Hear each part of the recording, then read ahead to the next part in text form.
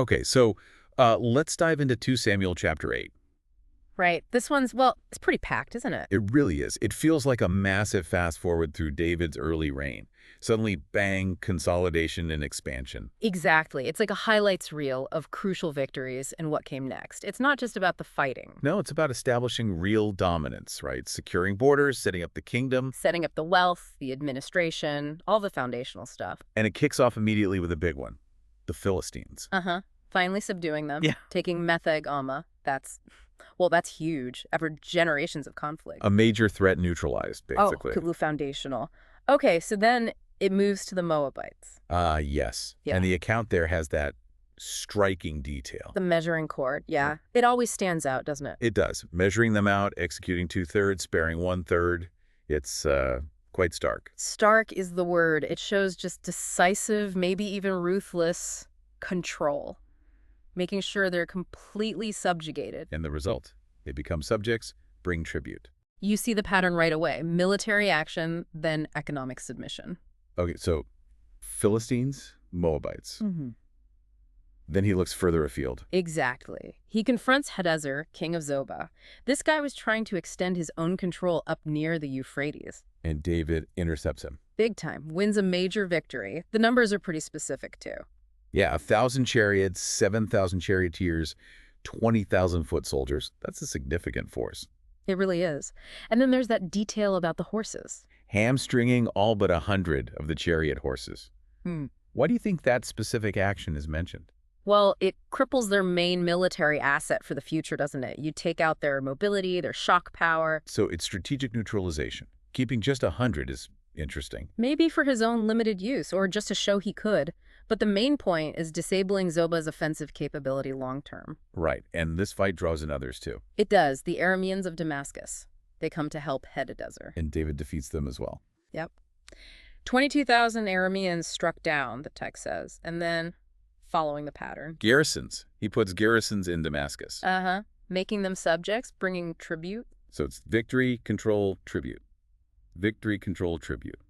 Over and over. And woven through all of this, there's that key phrase popping up. The Lord gave David victory wherever he went. Exactly. It's framing these military campaigns theologically. It's not just David's skill, it's presented as divine backing. That gives the whole expansion a different layer of meaning in the text. Definitely. And it doesn't stop there. He pushes south, too. Against the Edomites, down in the Valley of Salt. Another big victory, 18,000 Edomites struck down. And again, Garrisons throughout Edom, making them subjects. so just in this one chapter, you have Philistia, Moab, Zobah, Damascus, Edom. It's a whirlwind. The speed and scale are just, wow. But it's not only about battles won, is it? No, not at all. The chapter makes a point of detailing the spoils, the economic side, Like the gold shields from Hadadezer's officers. and huge amounts of bronze from his towns, Teba and Berothai. This is serious wealth accumulation. And then there's the reaction from the king of Hamath. Right. He hears David beat Hadadezer, who is his enemy too, so what does he do? Sends his son, Joram, with gifts. Congratulations and, well, probably securing favor. Smart diplomacy. And he brings valuable stuff, silver, gold, bronze articles. And here's a crucial point the text makes. David dedicates all of it. Yes. Not just the spoils from Hadadezer, but the gifts from too, and spoils from all the nations he subdued. Edom, Moab, Ammon, Philistia, Amalek. He dedicates everything to the Lord. Which does two things, right? It connects the kingdom's growing wealth directly to God, legitimizing it, and it prevents David from just looking like a warlord, enriching himself. It elevates the whole enterprise. Exactly. And the text specifically notes David became famous after the Edomite campaign. Maybe that was the tipping point. Or just the culmination of all these rapid successes solidifying his reputation. Could be.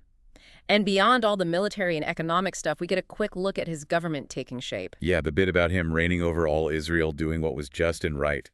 And then a list of officials. Joab over the army, no surprise there.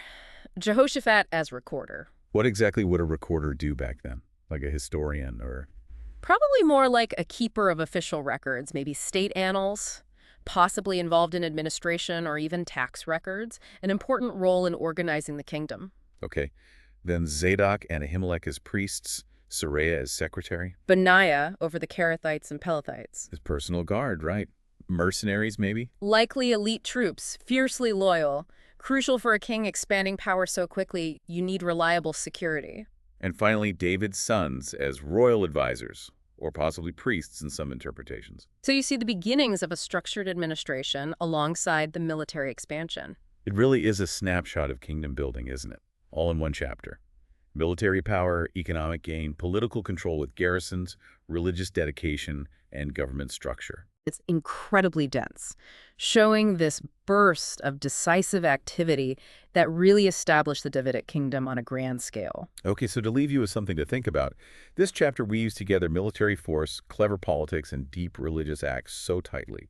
How do you think this specific blend, as 2 Tamulate presents it, really defined David's kingdom and its legacy, according to this text?